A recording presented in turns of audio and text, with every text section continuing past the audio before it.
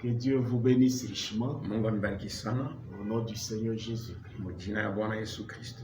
Nous parlons sur le sujet intitulé le sacerdoce. Tunaita kishina mahubiri kile tutasemea ukowani. Le sacerdoce étant changé, Ukowani wakati inabadilika, nécessairement il y a aussi changement de loi. hakika kunapashwa tena kukua kubadilika kwa Que sheria. nous trouvons dans le livre des Hébreux au chapitre 7. Ile tukunakuta mu kitabu ya Waebrania Chapitre 7 verset 11.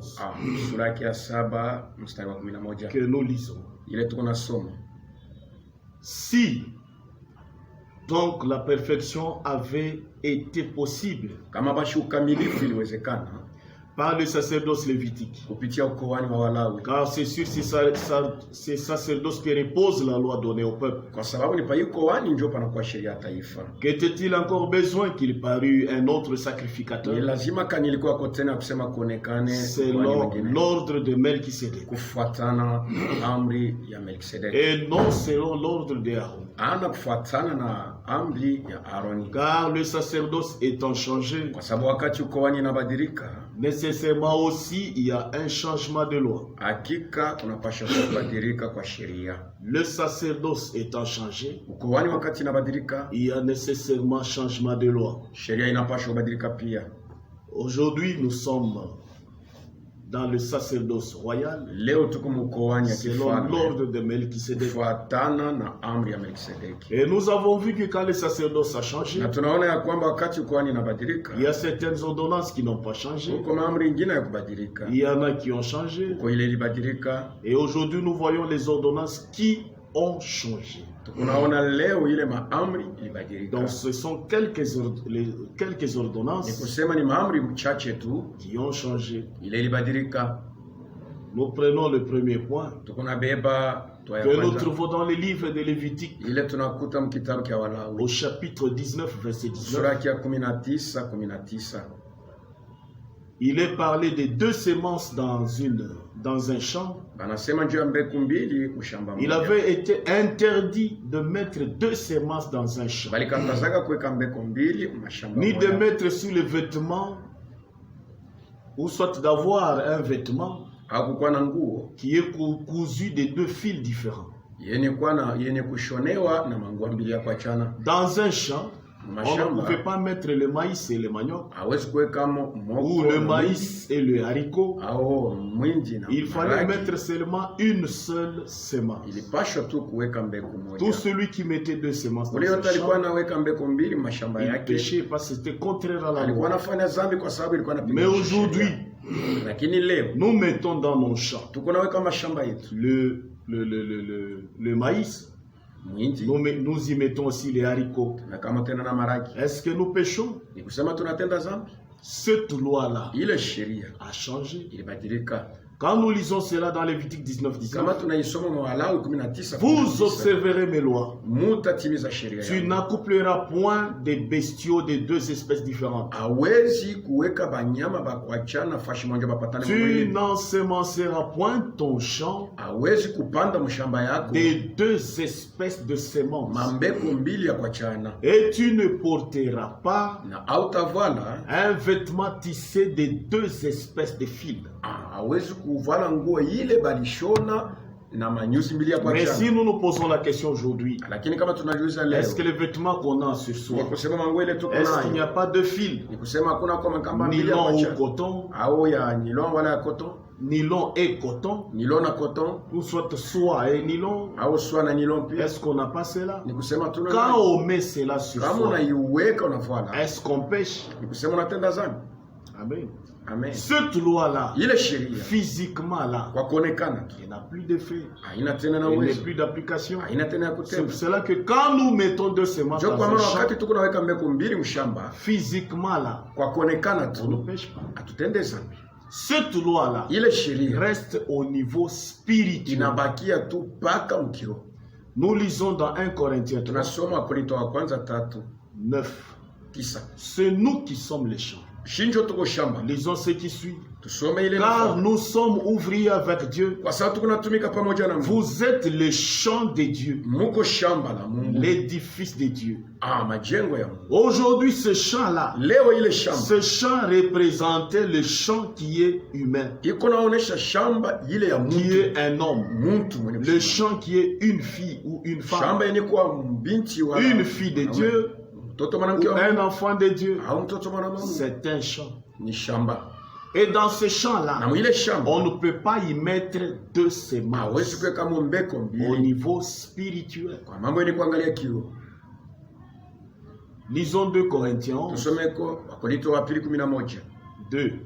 Mbili. Car je suis jaloux Kwa sababu niko na de mkao. vous d'une jalousie de Dieu, Na mkao yenu, mkao ya Mungu. parce que je vous ai fiancé à un seul époux Kwa sababu nilimichumbisha kwa mume umoja, pour vous présenter à Christ ndio nipate kumionesha kwa Kristo. comme une épouse pure, Sawa vile, comme une vierge pure. sawa vile bikira mwenye kwa safi. Toutefois, Mara ingi. de même que le serpent séduisit Ève par Maka sa vile ruse, nyoka litongozaka Hawa kwa kupitia ujanja wake, niko que naongopa. vos pensées ne se corrompent Hivi mawazo yenu ishipate kwa et ne labuka. se détournent de la simplicité à l'égard de Christ. Na ishipate kuacha unyenyekevu ya mambo yenye kuangalia Nous Kristo. sommes les champs de Dieu. Tuko shamba ya Mungu. Au niveau spirituel, Kwa mambo ya kiroho, amen. ah, Nous étant les champs de Dieu, shibe ni kwa shamba la on Mungu. ne peut pas recevoir deux semences. Hatuwezi kupokea mbeko mbili. La semence qui vient de Dieu Ile mbeko inatokea kwa et Mungu la semence qui vient du diable. na ile inatokea kwa shetani. On ne peut pas avoir deux semences en nous. Hatuwezi kupokea ile mambeko mbili Cette ndani loi-là mwetu. Ile sheria s'applique sur nous qui sommes ces iko enfants de Dieu. natimilika yulu yetu kwenye kwa batoto ya On ne Mungu. peut pas recevoir deux semences. Hatuwezi kupokea mambeko mbili. Mais le champ que nous avons, Lakini shamba ile tuko le nayo champ physique,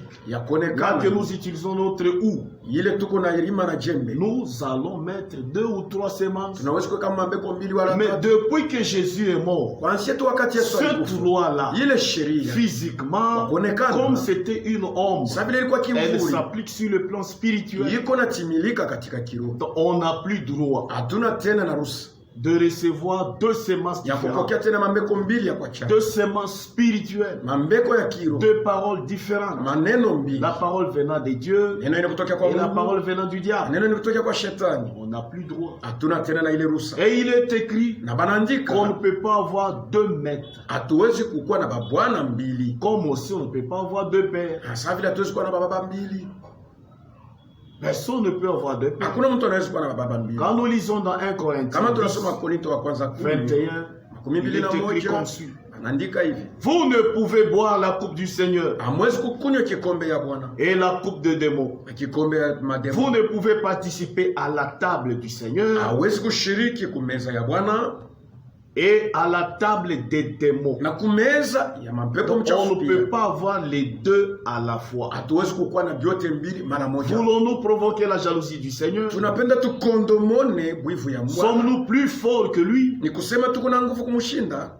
Tout est permis, Yote inaturuhusiwa, mais tout n'est pas utile. lakini yote haina faida. Tout est permis, Yote mais inaturuhusiwa, tout n'édifie pas. lakini yote haijenge. Matthieu 6, 24. Mathayo 6:24. Nul ne peut servir deux maîtres, Hakuna mtu anaweza kutumikia mabwana mbili, car ou il haïra l'un kwa sababu atachukia moja et aimera l'autre, atapenda mwingine, ou il s'attachera à l'un au atambatana na moja et méprisera l'autre. atazarau mwingine. Vous ne pouvez servir Dieu et mammon. Hamwezi kutumikia Mungu na mamoni. Donc on ne peut pas avoir deux semences en Ni soi, kusema tuwezi kuwa na mambeko mbili ndani mwetu, étant des vierges benye kuwa babikira du Christ, bikira wenye ya Kristo, étant des enfants de Dieu. benye kuwa batoto ya Mungu. Cette loi-là Ile sheria s'applique sur nous iko natimilika au ndani niveau yetu. spirituel. Katika On ne kilo peut pas recevoir la parole venant de deux hatuwezi sources kupokea différentes. neno yenye kutokea kwa On machemchemi ne peut mbili. pas avoir deux maîtres, Hatuwezi kuwa na babwana mbili, Lucifer et Dieu. Lucifer na Mungu. On ne peut pas avoir deux paroles Hatuwezi différentes, kukuwa na maneno mbili ya la kuachana, parole pure neno ya safi et la parole hybride na du diable. neno yenye kwa mchanganyiko. Celui qui fait cela Ule eko nafanya il vile brise la parole de eko Dieu. navunja neno la Mungu. Mais dans nos champs, Lakini mashamba yetu mettons les légumes, tuko naweka mettons les mayai, haricots, tunaweka maragi, mettons tout ce qui est là, tunaweka vyote parce que vilikuwa cette hapo. loi-là Sababu ile sheria reste au niveau spirituel, inabakia tu mpaka ni mukiro, mais au niveau physique, lakini elle mwili n'est plus d'usage. haitimilike tena. Nous passons à une autre ordonnance, Nenda ku amri nyingine, c'est la circoncision. kutailiwa. Dieu avait ordonné Mungu aliletaka que tout amri mâle soit circoncis. ya kusema mtoto yote mwanaume anapaswa Et kutahiriwa. c'était un signe d'alliance. Ilikuwa ni alama ya Tout mâle agano. dans l'Ancien Testament devait être circoncis. Mwanaume yote mwagano la kale alipaswa kutahiriwa. Cette loi-là Ile sheria devait être appliquée. Il pas Elle a choisi été de appliquée dans tout l'Ancien Testament. balitimiza mwagano ya Pour kale tout yote l'Ancien au Testament, mwagano ya kale c'est-à-dire yote, dans toute l'Ancienne ni Alliance, kusema mwagano ya kale yote, la loi devait être d'usage. ile sheria Mais ilipaswa. comme Jésus est mort, Sawa vile Yesu alikuwa, le sacerdoce a changé. ukoani inabadilika. Comme le sacerdoce a Sawa changé, vile ukoani inabadilika, cette loi aussi a ile sheria changé. pia inabadilika. Donc, la circoncision physique Kutailiwa mu mwili est utile kuko kwa mafa pour le corps, juu ya mwili, pour des raisons biologiques. juu ya Mais mafaida, au niveau spirituel, lakini katika kiroho, katika kiroho c'est là que la circoncision est exigée. ndio pale banaomba kutailiwa. Et cette Na circoncision-là, ile au kutailiwa niveau spirituel, katika kiroho n'est pas faite haina ni kufanywa par une main humaine, na mikono ya batu, par un homme. kupitia mtu. C'est une circoncision Ni kutailiwa qui est spirituelle. kwenye kwa kiroho, C'est une ni circoncision kutailiwa qui est faite par Dieu lui-même. kwenye kutimilika na Mungu Donc, peke yake. la circoncision physique Kutailiwa mu mwili n'a rien à voir avec la parole de Dieu. hakuna tu na mambo ya kuambatana neno la Mungu, Ça, des raisons seulement biologiques. ile tu inakuwa ni Donc, juu ya tout mwili. celui aujourd'hui, Ule yote leo dans celui qui est circoncis, ule banataili physiquement, kwa kuonekana, même les voleurs sont hata circoncis, mwishi naye pia banamtaili, les devins sont circoncis. abanifumu nabo pia. Cela ne prouve pas qu'ils ont une alliance avec Ila Dieu. yonesha ya kwamba banafanya agano na Tout Mungu. celui qui est dans une alliance Ule avec yote Dieu, kwa mwagano na c'est Mungu celui qui est circoncis ni ule spirituellement. banataili katika kiroho. Nous allons lire dans Genèse 17. Tutaisoma mu A Mwanzo partir de 17 kuanzia 10. C'est ici mon alliance Njoo hapa basha agano la que Mungu. vous garderez entre moi et vous Ile mtachunga kati yangu na mweye et ta postérité après toi. na uzao yako kisha wewe. Tout mâle parmi vous Mwanaume yote katikati sera yenu circoncis. atatailiwa. C'est comme ça qu'était la loi. Njoo vile sheria ilikuwa. Vous vous circoncirez Mtatailiwa. et ce sera un signe d'alliance entre moi et vous. Itakuwa ni alama ya agano katikati yangu na mweye.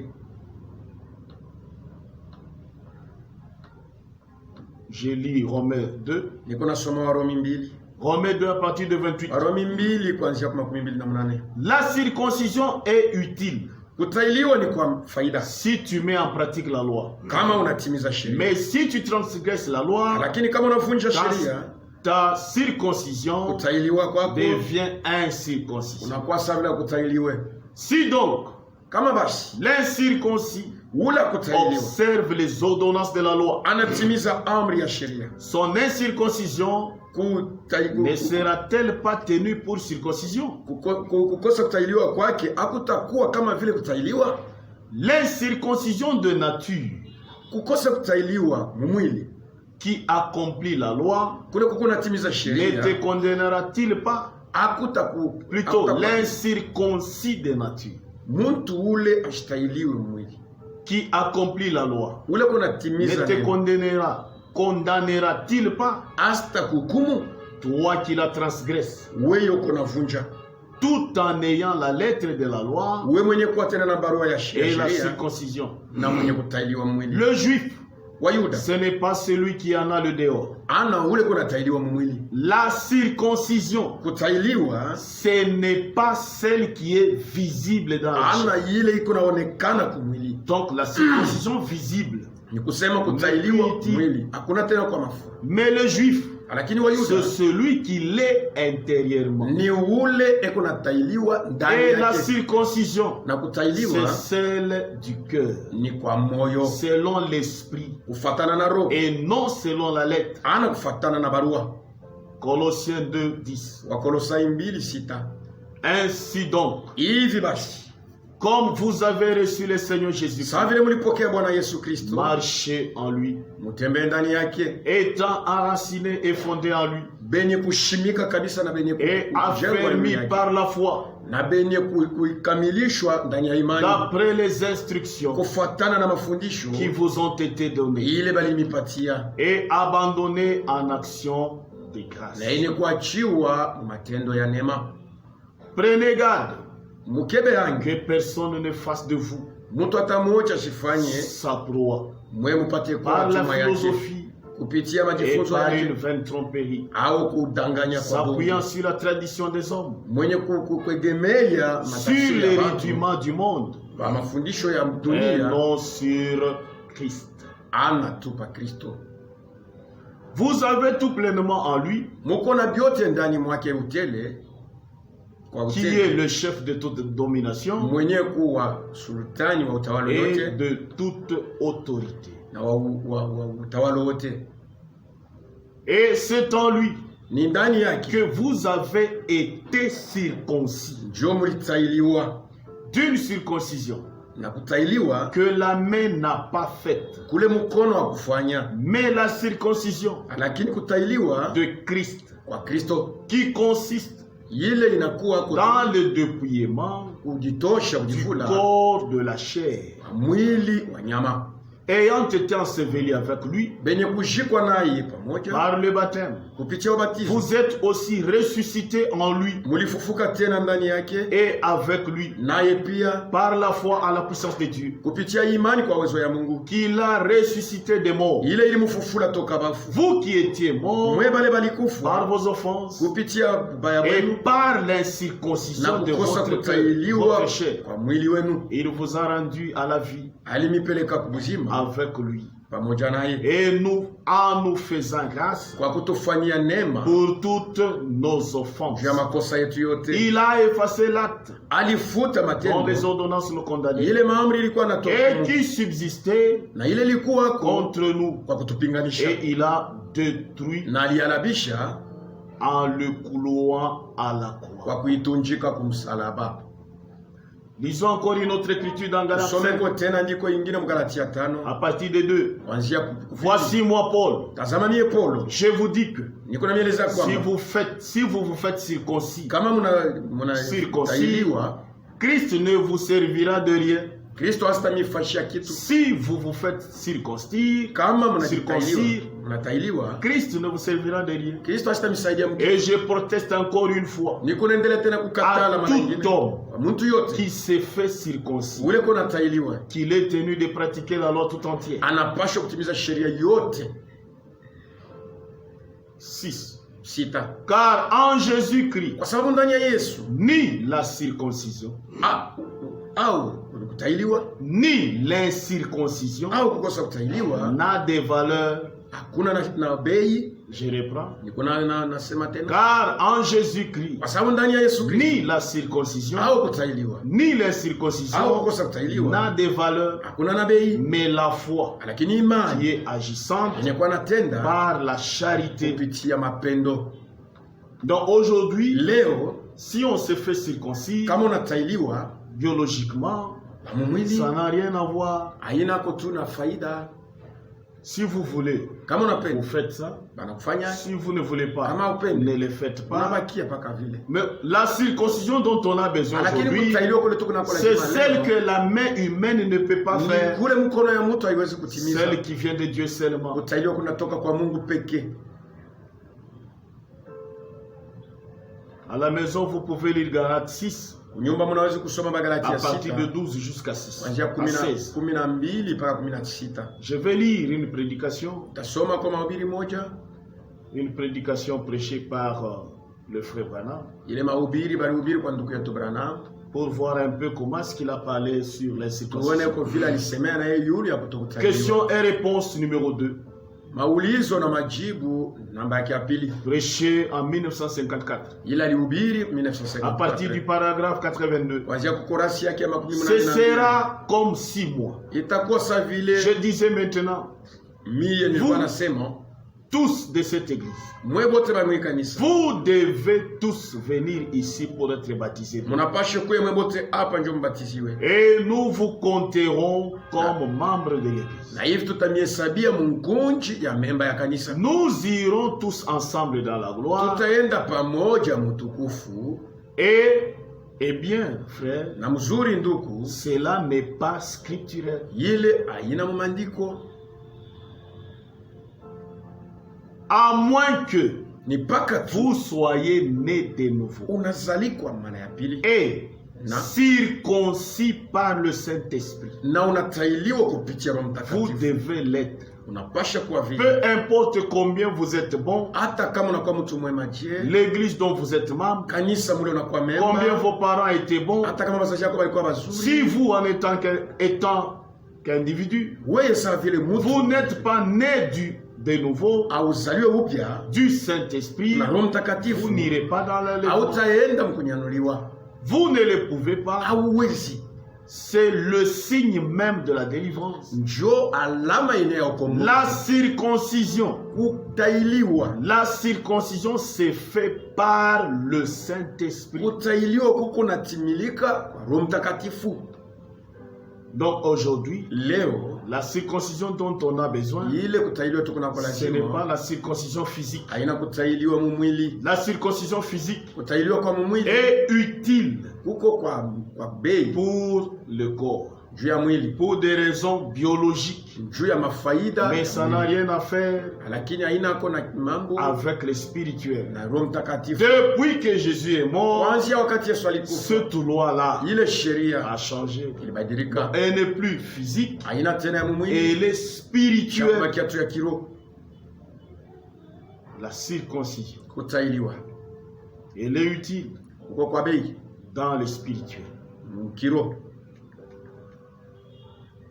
Nous passons à une autre ordonnance. Tunapita tena kwa amri nyingine, Une autre ordonnance que nous allons toucher. ile amri nyingine tutasemea Parce qu'il y a beaucoup d'ordonnances qui ont changé. kama amri ya mingi libadilika. Mais on va prendre seulement quelques-unes. Tutabeba kwa tu chache Quelques-unes seulement. ya moja moja, Sur lesquelles on va parler. yuri yayo tutasemea. Nous prenons une autre ordonnance Tunabeba kwa tena amri nyingine qui concerne l'huile d'onction yenye kuangalia mafuta ya upako en rapport avec le prédicateur kufuatana na mambo ya bahubiri et en rapport avec la guérison. kwa kuambatana na matunzo. Dans l'Ancien Testament, Mwagano la kale, un sacrificateur ne pouvait pas travailler mkoani hakupasha kutumika s'il n'a pas l'huile sur lui, kama bakumupakale s'il n'a mafuta, pas été oint. kama shikupakaliwe. C'était l'huile physique, Ilikuwa ni mafuta ya mwili, l'huile physique qu'on pouvait fabriquer ni mafuta ile balipasha kufanya, en prenant tel ou tel ingrédient banabeba kwa vitu bimoja et bimoja on fabrique cette na huile-là. banakuya kufanya ile mafuta. Aucun sacrificateur ne pouvait travailler sans Hakuna avoir mkoani hata cela sur mmoja lui. alipasha kutumika bila kuwa na ile mafuta yule yake. Mais aujourd'hui, Lakini leo, depuis que Jésus est mort, kuanzia wakati Yesu alikufa, le sacerdoce a changé. ukoani ilibadilika. Aujourd'hui, pour prêcher, Leo ndio kuhubiri, on n'a pas besoin de l'huile physique. hatuna lazima na ile mafuta ya mwili. On a besoin de l'huile surnaturelle. Tuko na lazima na mafuta ya kiroho. L'huile qu'on appliquait dans l'Ancien Ile Testament mafuta balikuwa napaka la bantu magano la kale. représentait le Saint-Esprit qui devait venir. Ilikuwa nikionyesha mafuta ya Roho Donc Mtakatifu. aujourd'hui, pour prêcher, Leo ndio ya kuhubiri, le prédicateur a besoin d'avoir sur mhubiri lui yeko na lazima kwa yulu yake na le scellement du Saint-Esprit kutiwa muri na Roho et Mtakatifu. non pas qu'on mette l'huile Ana kumumwangia mafuta d'olive sur lui, ya olive l'huile yake. qu'on achète n'importe Ile beko où. nauza izuru fashika. Et celui qui applique sur toi, Na lui, ule ko naweka yule ya peut-être il mafuta. n'est même pas appelé de Maana Dieu. nyingine ana hata mwenye kuitwa na Mungu. Pour prêcher, Juu ya kuhubiri, on doit avoir l'huile sur soi, unapasha kuwa na mafuta yulu yako. l'huile qui vient de Dieu Mafuta inatoka kwa Mungu. lui-même, Ye peke yake. pas d'un homme. Hakuna mtu. Et cette huile-là, Na ile mafuta c'est le ni Saint-Esprit, Roho Mtakatifu. c'est le scellement du Ni Saint-Esprit. kutiwa muri na Roho Lisons Mtakatifu. cela d'abord dans Exode 29, Tuisome kama Kutoka à partir de 12 5.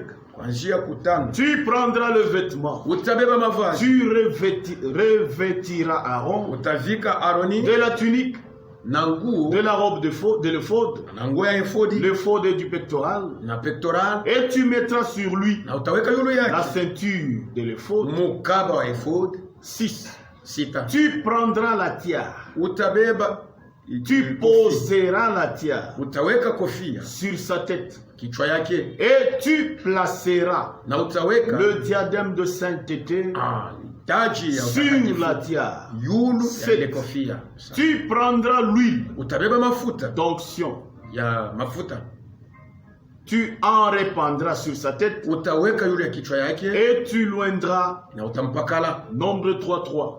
Hesabu 3:3. Ce sont là les noms Njoo de majina fils d'Aaron ya batoto ya Aroni qui reçurent l'onction comme sacrifice. bale balipakalaka mafuta saba koani, Ils ont reçu l'onction bali bapakalaka mafuta avant de travailler comme sacrifice. mbele ya kufanya kazi saba koani. Exode 40:15. Kutoka On makumi peut ine commencer à 15. partir de 13. Tuanzie 13. Tu revêtiras Aaron de vêtements sacrés. Utavika Aroni na manguo ya Tu takatifu. l'oindras. Utampakala mafuta 15. 13. Et tu les oindras comme tu auras oint leur père, Utawapakala mafuta sawa vile ulipakalaka baba pour yangu. qu'ils soient à mon service Njoo pate kutumika kazi yangu dans le sacerdoce. mukoani. Cette onction Ile mafuta leur assurera itabakikishia à perpétuité kwa lote le sacerdoce Uko parmi wani leurs descendants. katikati ya uzao yabo. Amen. Amen. Lévitique 4, Walau ine 5. 5. Le sacrificateur ayant reçu l'onction Mukoani kisha kupra prendra Ok, du bon. sang de taureau atabeba damu ya ngombe et la portera dans la tente d'assignation. atenda nayo mwema ya mastaki. 16. Siku Le 16. sacrificateur Mukoani ayant reçu l'onction kisha ye kupokea mafuta apportera du sang du taureau atenda na damu ya ngombe dans la tente d'assignation. mwema ya mastaki. Donc avant de servir Mbele ya kutumikia comme Mungu, sacrificateur, sa mukoani il devait être loin. alipashwa kupakaliwa. Et aujourd'hui, Na leo tout prédicateur, mhubiri yote avant que Dieu ne l'envoie, mbele ya Mungu kumutuma, avant qu'il ne le serve, mbele ya kumtumikia il Mungu, doit être scellé du Saint-Esprit. anapaswa kutiwa muri na Roho Mtakatifu. Lisons un peu Jean 14, Tusome kwa Yohane 14 15. 15. Donc aujourd'hui, Leo on n'applique plus abamwangie tena batu mafuta. plutôt l'huile physique Mafuta hii tuona sur la tête de quelqu'un kwa kichwa ya mtu hapa pour le donner à prêcher. juu ya kumruhusu ahubiri. Cette onction-là, Ile mafuta elle est surnaturelle. ni ya kiroho. Depuis que le sacerdoce a changé, Kwanzia wakati uko cette onction-là est ile surnaturelle. mafuta ya kiroho Ce n'est plus une onction physique. haina tena mafuta. Cette onction-là ile mafuta ne vient pas d'un homme. haitoke kwa mtu, Ça vient de Dieu lui-même. inatoka kwa Mungu peke yake. Jean 14, 15. Yohane 14. Si vous m'aimez, kama mnanipenda gardez mes commandements. muchunge maamuzi Et moi yangu. je prierai le Na Père. mimi nitaomba Baba Et il vous donnera un autre consolateur. atanipatia mfariji mwingine Afin qu'il demeure hivyo adumu éternellement avec vous. pamoja na mweye. L'esprit de vérité. Roho ya ukweli Que le monde ne peut recevoir. ile dunia haiwezi kupokea Parce qu'il ne le voit kwa point. sababu haione Et ne le connaît point. na haitambue, Mais vous, lakini mweye vous le connaissez. munaitambua Car il demeure kwa sababu avec vous. inadumu pamoja na mwe Et il sera en vous. na itakuwa ndani mwenu. Donc l'huile là Ile mafuta représentait le Saint-Esprit. iko naonesha Roho Mtakatifu. 18. 18. Je ne vous laisserai pas orphelin. Sitamiacha, Je reviendrai à vous. nitakuya kwenu Quand le consolateur sera venu, wakati mfariji atakuya. l'esprit de vérité, Roho ya il vous ukweli conduira itamiongoza dans toute la vérité. katika ukweli yote, Car il ne parlera kwa pas de sababu lui-même, atasema juu yake, mais il dira atasema tout ce qu'il aura entendu. vyote atasikia Et il vous na annoncera atamielezea les choses à venir. vitu vitakayekuja. Acte 1:8. Matendo 1:8. Mais vous, Lakini nini? vous recevrez une puissance, Mutapokea uwezo, le Saint-Esprit, Roho Mtakatifu survenant sur vous. yenye kwa yulu yenu, Et vous serez na mes témoins mutakuya bashuda à yangu Jérusalem, kutoka dans Yerusalemu, toute la Judée, Yudea yote, dans la Samarie, Msamaria, jusqu'aux extrémités mpaka de na la terre. mipaka ya udongo. Vous recevrez le Saint-Esprit. Mutapokea Roho Mtakatifu. Luc 24, Luka 24 24 et 48. 49. Vous êtes témoins Muko bashuda de ces choses. ya vitu hivi. Et voici, Natazama j'enverrai sur vous tatuma yulu yenu ce que mon Père a promis. kile baba yangu alilaka. Mais vous, lakini nini? Restez dans la ville. Mubakie mumuji Jusqu'à ce que vous soyez paka revêtus pale mutavikwa de la puissance na d'en haut. uwezo ya juu. Il est question de cette Hapa puissance. ni mambo ya ile Il uwezo, est question de cette onction-là. ile ni mambo ya mafuta. Nous retrouvons encore dans Matthieu 25, Tuko naiona on tena parle de Mathayo cette huile-là. 25 wanasema Verset njoo 3. 25 Les folles, en prenant babumba leur lampe, kisha kubeba Mathayo ne prirent point d'huile abakubebaka na mafuta avec elle. pamoja nabo, Mais les sages les prirent lakini benye hekima avec bakabeba leur lampe na malampi yabo, de l'huile dans des vases. mafuta mu bikombe yabo. 1 Jean, Yohana wa kwanza, lisons 1 Jean 2, 20. Yohana wa kwanza 2:10. Pour vous, Juu yenu vous avez reçu l'onction mulipokea mafuta de la part ya kutokea de celui qui est saint. kwa ule kwa mtakatifu, Et vous avez tous na muko na mwe de bote la connaissance. na Donc ufahamu. nous recevons l'onction Tunapokea de la mafuta part de celui qui est saint. ya kutokea kwa ule kwa mtakatifu. 27. 27. Pour vous, Juu yenu l'onction que vous avez reçue ile mafuta mulipokea de lui ya kutokea kwake demeure en vous. yiko ndani yenu. Cette onction demeure en nous. Ile mafuta Et inadumu na vous kukaa n'avez ndani pas yenu. besoin qu'on vous enseigne. Hamuna lazima yabanifundishe. Mais comme son onction vous enseigne Sawa vile mafuta yake toutes ces kunanifundisha choses, vile vitu vyote, et qu'elle est véritable, na ni ya kweli qu'elle ne point un mensonge, na haina uongo, demeurez en lui, mudumu ndani yayo selon les enseignements kufuatana na qu'elle mafundisho vous a donnés. ile ilimipatia. Quelle est cette onction-là? Ni mafuta kani? Quelle est cette huile-là Ile mafuta ni mafuta qui kani peut demeurer en nous? inaweza kudumu ndani yetu. Cette huile-là Ile mafuta qui nous enseigne, iko c'est natufundisha. de cette huile-là Ni ile mafuta dont basi on a besoin ndio tuko aujourd'hui, nayo lazima dont leo. les prédicateurs ont Ile besoin bahubiri tuko aujourd'hui. nayo lazima leo. Pour prêcher, Juu ya kuhubiri, il a besoin de Yeko l'huile na lazima na qu'on ne mafuta. peut pas acheter au Ila marché. huwezi kuuza On ne msoko. peut pas acheter Ila dans huwezi ce magasin. kuuza nyumba ile beko nauzisha. Même tout enfant de Dieu, Hata mtoto wa Mungu pour aller yote au ciel, juu ya kwenda il n'a kumbingu pas besoin de l'huile qu'on peut ana acheter. lazima na mafuta ile Mais il a banaweza. besoin de l'huile Eko lazima na mafuta surnaturelle. ile ya shokwa ya L'huile qui mwili. vient du ciel. Mafuta ni kutokea kwa L'huile qui Mungu. vient de Dieu lui-même. Mafuta ni kutokea kwa Mungu pekee. On va vous poser une question. Batakuuliza, Qui a oint Jésus? ni nani alipakala Yesu mafuta? Qui a oint les apôtres? Nani alipakala batumishi? Qui a oint le diable? Nani alipakala bashemashi? Qui a oint les anciens Nani dans la Bible? alipakala bazee mu Biblia? Mais aujourd'hui, Lakini leo quand nous oignons les prédicateurs, kama tunapakala batumishi mafuta, qui l'a fait parmi les apôtres? ni nani aliifanya katikati ya Pierre, qui a posé l'huile sur lui? Pa Petero nani alimupakala Paul, mafuta? qui a posé l'huile sur lui? Paulo nani alimpakala mafuta? Vérifiez bien la Bible. Mwangalishe Personne n'a oint hakuna ces gens. mtu alipakala bale Ce mafuta. Dieu Ni lui-même, Mungu pekee quand ils yake. étaient dans la chambre Wakati haute, balikuwa mchumba ya ils ont tous été oints walipakaliwa de bote Dieu na lui-même. Mungu peke yake. Lisons Acte 2. Tusome Matendo 2. Acte 2 à partir de Matendo 1. 2 kuanzia ku mstari wa kwanza. Le jour de la Pentecôte, Siku ya Pentekoste ils étaient tous ensemble balikuwa bote dans pamoja le même lieu. mufasi moja. Tout à coup, il vint Kwa ghafla du ukakuta ciel toka mbingu un bruit comme celui d'un kelele vent moya sawa vile ya pepo impétueux. ya pepo ya Et il kuvuma remplit toute la maison ikajaza nyumba yote. où ils étaient Mule assis. balikuwa benye Des kuikala langues mandimi semblables à des langues de yenye feu kufuatana na mandimi ya moto leur apparurent, ikaonekania séparées les unes des autres, yenye kutengana pamoja na et wengine se posèrent na sur chacun d'eux. ikaikala juu ya kila mmoja, Et ils furent tous na hivi bote bakajaziwa remplis du Saint-Esprit. na Roho Mtakatifu. Ils n'ont pas été oints par une personne Abakupakaliwe na mtu avant de prêcher. mbele ya kuhubiri. Jésus leur dit, Yesu alibelezea restez à Jérusalem mubakie mu Yerusalemu jusqu'à ce que vous soyez mpaka remplis. na pale mtajaziwa. L'onction dont le prédicateur a besoin Mafuta ile mtumishi ne kuna vient lazima pas d'en bas, haitoke mais chini, ça vient d'en haut, inatoka juu, provenant de Dieu yenye lui-même. kutokea kwa Mungu peke yake. Acte 6. Matendo 6.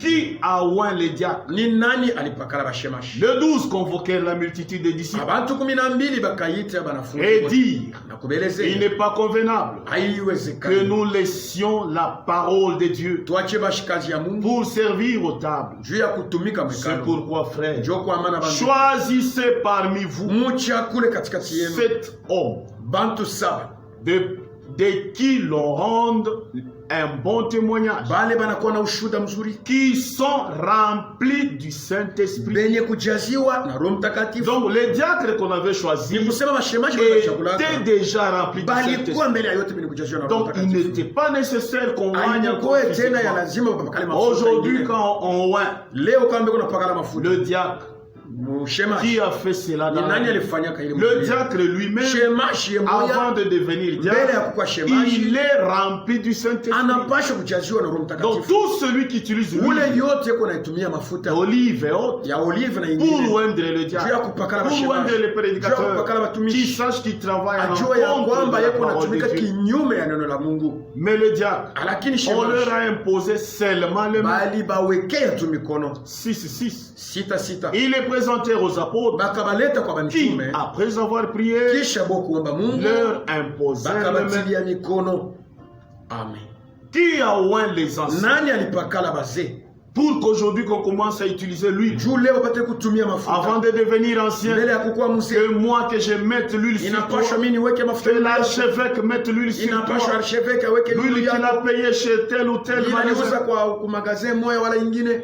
l'huile dont on a besoin, Ile mafuta tuko na c'est lazima. l'huile qui provient du Ni ciel. mafuta yenye kutokea kumbingu. Acte Matendo Acte 14, 23. 14:25. Ils firent nommer des anciens Baka chakula bazee dans chaque église. mkila kanisa, Et après avoir prié na kisha kuomba et Mungu jeûné, na kufunga ils chakula, recommandèrent au Seigneur baka batolea en Mungu qui Bwana ils avaient cru. ule baliaminiaka. C'est tout. Kunaishi On n'a pas appliqué l'huile sur eux. kuba mwangi yake mafuta yule ya kichwa yabo. Qui a appliqué l'huile sur Ni Jésus? nani aliweka mafuta yule ya Lisons kichwa? un peu Jean 7, Tusome kwa Yohane 7 38. 38. Celui qui croit en moi, Ule atakayenyamini des fleuves d'eau machemchemu ya maji vives couleront itatoka de son sein. ndani mwake, Comme dit l'Écriture. sawa vile maandiko inasema. Il dit cela de l'Esprit Anasema ile juu ya Roho que devaient recevoir ile ilipasha ceux kupokea qui croiraient en lui. bale batakayemwamini, Car l'Esprit n'était pas encore, kwa sababu Roho ilikuwa parce que bado, Jésus n'était pas encore glorifié. Yesu alikuwa bado ashatukuzwa. L'huile là Ile mafuta représentait le Saint-Esprit. ilikuwa naonesha Roho Mtakatifu. Amen. Lisons Hébreux 1, Tusome kwa Ibrania 5. 1:5. Qui a oint Jésus? Ni nani alipakala Yesu? Nous avons besoin Shi tuko na lazima de celui qui a oint ya Jésus, ule alipakala ou Yesu qui nous oigne aussi. na shi atupakale.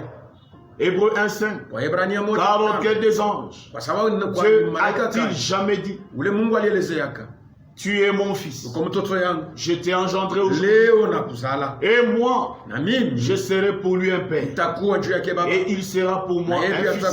atakuwa mtoto Et yangu. lorsqu'il introduit Na wakati anaingisha de nouveau dans le monde, mara nyingine mdunia, le premier-né, il dit mzaliwa wa kwanza que anasema tous les anges na malaika bote de Dieu l'adorent. ba Mungu bamabudu. De plus, il dit des anges, Kisha tena anasema juu ya malaika, c'est lui qui fait de ses anges des vents ni yeye kuna fanya malaika et yake de ses serviteurs une flamme de feu. anabafanya sawa vile moto. Mais il a dit au fils, Alisemea na mtoto, ton trône, ô Dieu, kiti chako cha enzi o Mungu est ni éternel. cha milele, Le sceptre bakora de ton règne ya utawalo yako est un sceptre d'équité. ni bakora ya waki. Tu as aimé la justice Ulipenda uwaki et tu as haï l'iniquité. na ulichukia uovu. C'est pourquoi, ô Dieu, Njo kwa maana o Mungu, ton Dieu Mungu wako t'a oint alikupakala d'une huile na mafuta de joie au-dessus de tes ya yeux. furaha yulu ya bale Dieu seul Mungu peke yake a oint Jésus. alipakala Yesu.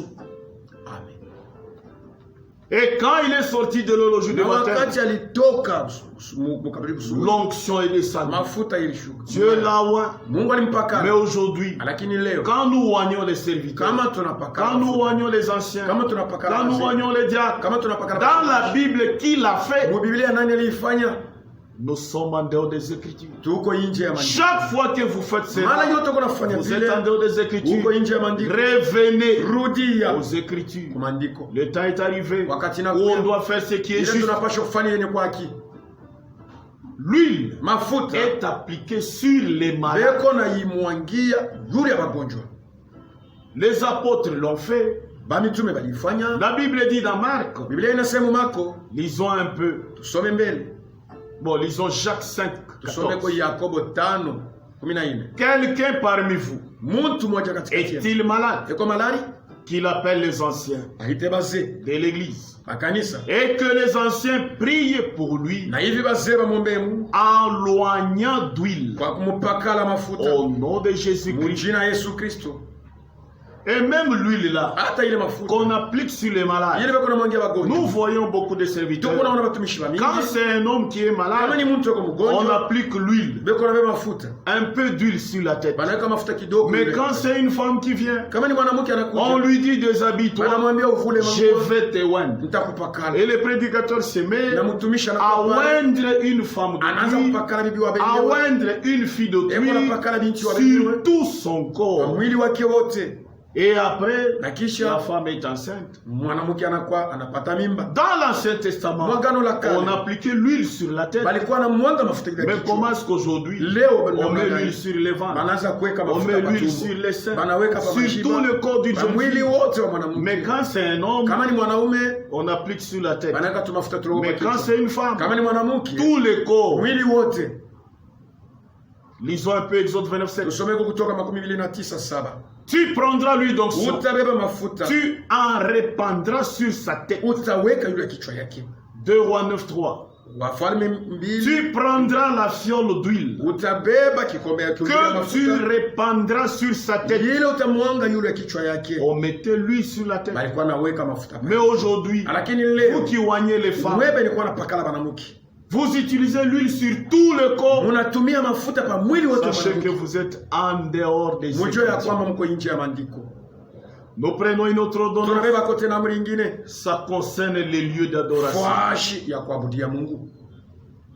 Dieu avait dit, Mungu alisema vous allez adorer mtaabudu là que je vais placer mon nom. ile fashi nitaweka jina. Les lieux que moi-même Ile fashi mimi je mwenyewe choisirai. nitachakula. Là où je placerai mon Fashi nom, nitaweka jina c'est langu. ça les lieux Jo fashi ya d'adoration. kuniabudu.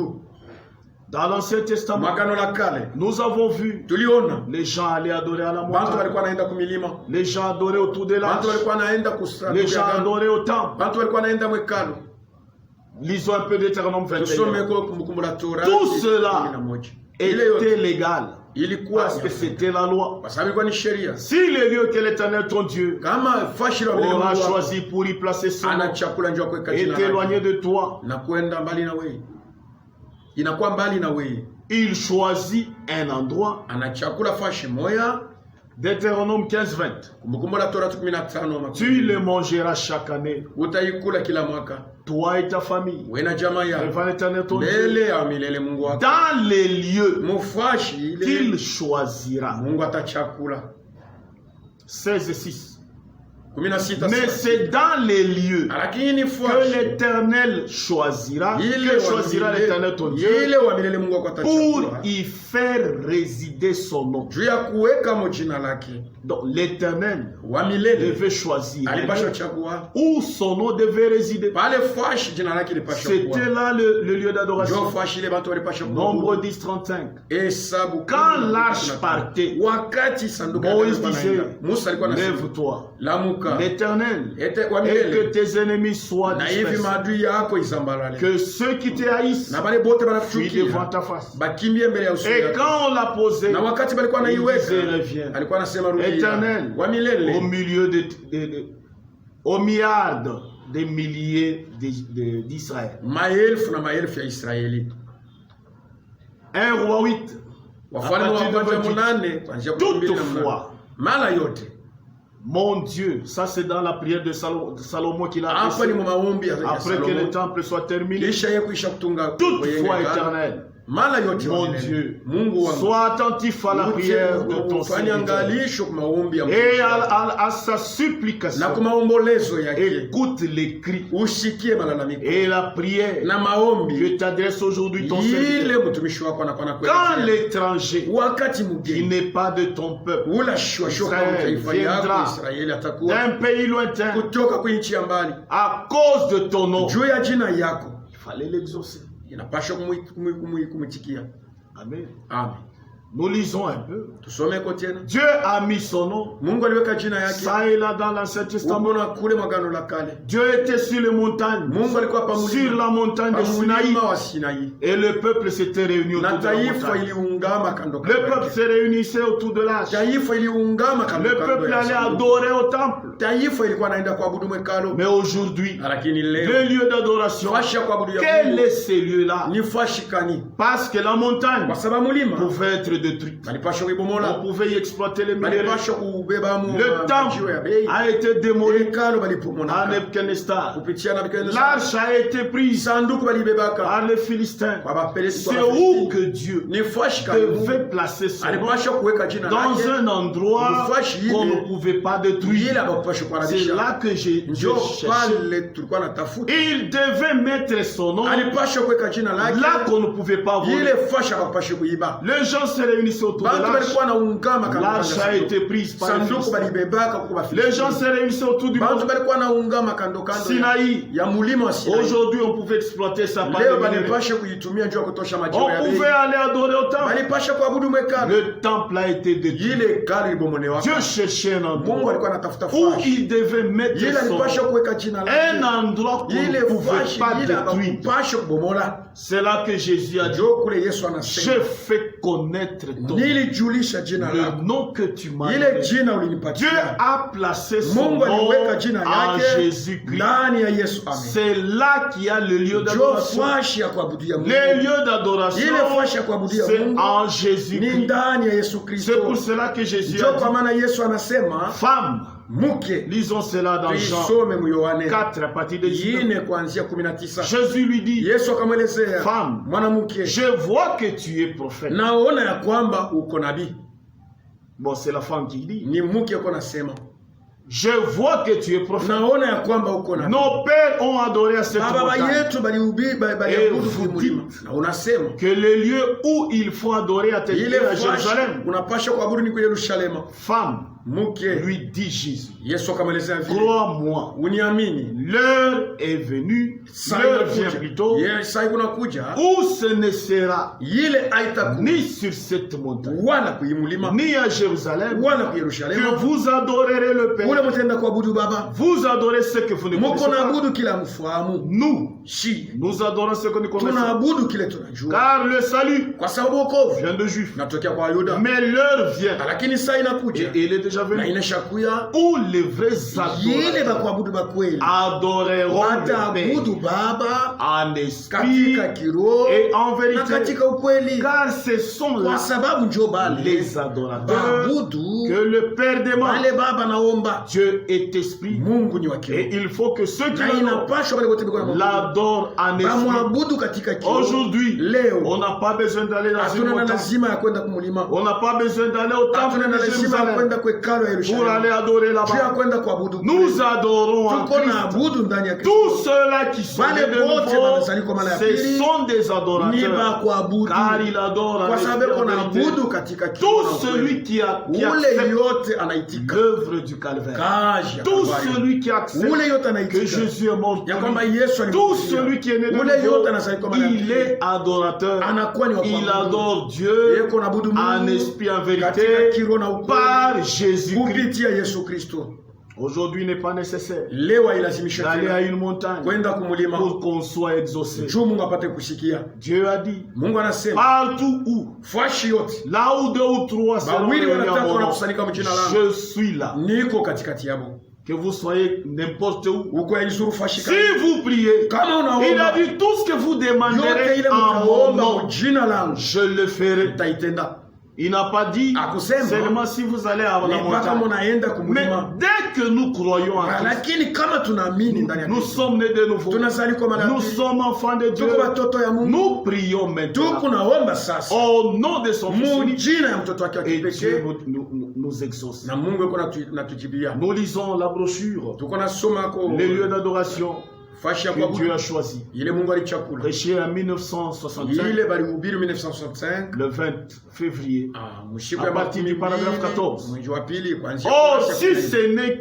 si c'est une question biblique, Basi kama ni maulizo ya Biblia alors elle devrait avoir une réponse biblique. inapaswa kukuwa na jibu ya Biblia.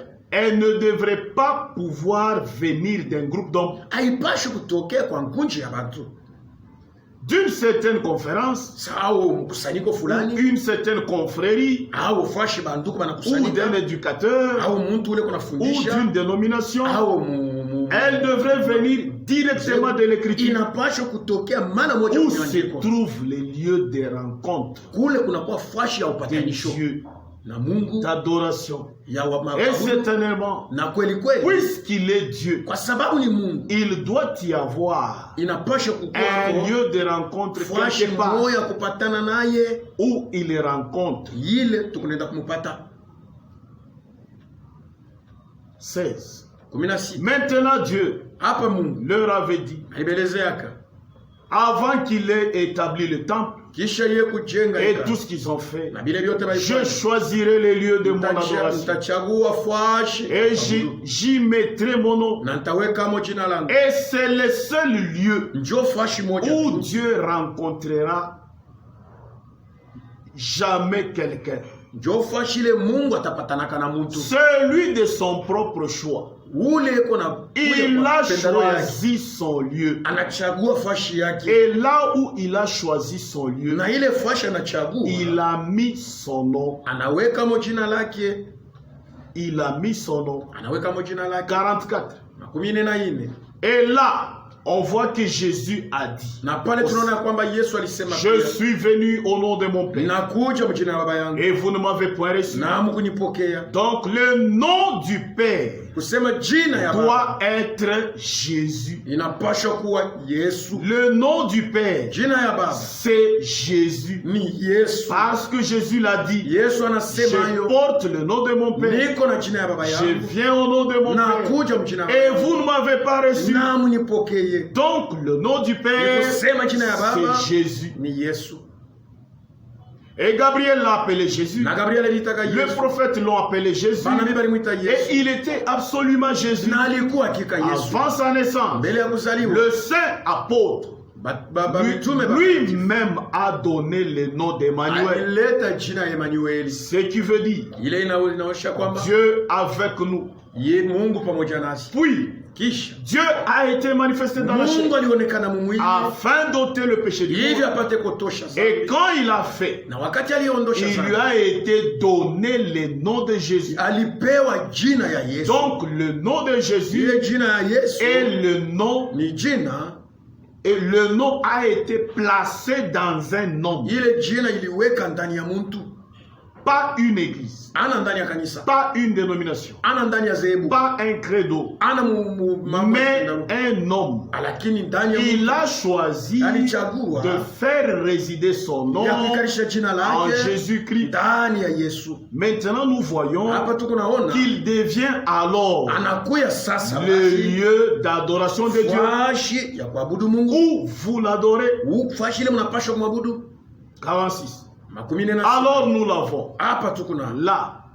Pale. C'est celui ni yeye, et pas un autre. ana mwingine, Pas pour lui seul. ana juu yake Plutôt, peke, c'est pour lui seul ni juu yake peke les lieux d'adoration fashi ya kuabudu que Dieu a choisi. ile Mungu alichagua, Les lieux de Dieu fashi ya Mungu qu'il a choisi. ile alichagua. Dieu a choisi de rencontrer l'homme. Mungu alichagua kupatana na Ce Mungu, n'était pas dans une église, haikukwe mkanisa, pas dans une dénomination, ana mzehebu, pas dans un credo, ana mambo ya mais watu, en Christ. lakini ndani ya C'est Kristo là le seul endroit ndio fashi moja tu où Dieu vient ile Mungu eko à la rencontre d'un homme ndio apatane na Mungu, et où il peut adorer na Dieu. ile fashi mtu anapaswa C'est kuabudu en Mungu Christ. ni ndani ya Kristo, Cela, ndio pale le seul endroit, fashi moja, peu importe hata inakuwa que nini, vous soyez méthodiste, hata kwa Methodist baptiste, au Baptist catholique, au Catholic protestant, au Protestant, quoi que vous soyez, hata kama unakuwa nani, il n'y a qu'un seul kuko tu endroit fashi où moja vous pouvez adorer ile Dieu unapaswa kuabudu Mungu comme il faut, sawa vile inapaswa, c'est en Christ. ni ndani ya Kristo.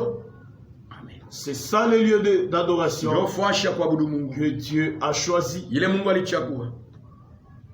Nous voyons une autre ordonnance. Tukonaona kote na mwingine Là, on arrête d'abord tunashimamisha mbele pale, parce qu'on vient de parler sur quelques ordonnances tunasemea kwa yule ya maamri qui ont changé. ile ilibadilika Et pour aujourd'hui, juu ya leo Que Dieu vous bénisse richement. Mungu anibariki sana.